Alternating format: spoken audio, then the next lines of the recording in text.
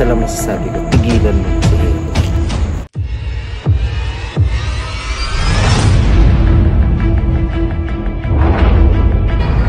Ako?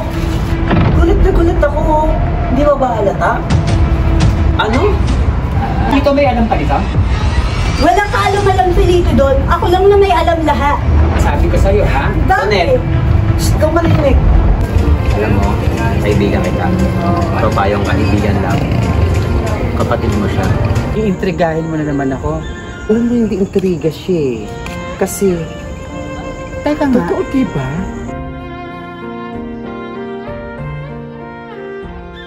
Babalik naman ako kaagad eh. Promise, saglit lang ako. Saglit lang to.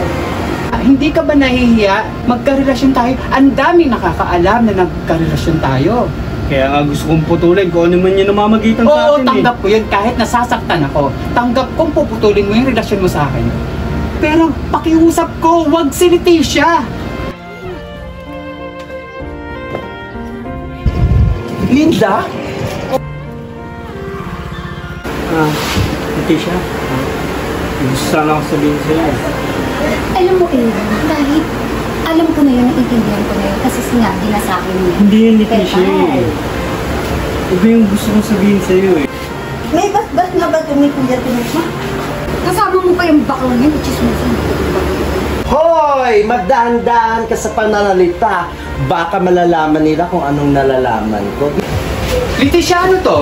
Kabilin-bilinan ko sa'yo na huwag ka magpapapasok dito. At ito pa pinapasok mo.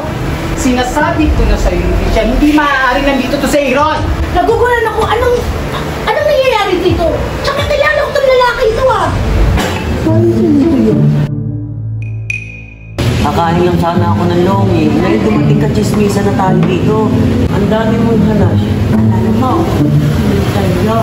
Sobrang chismosa mo kasi.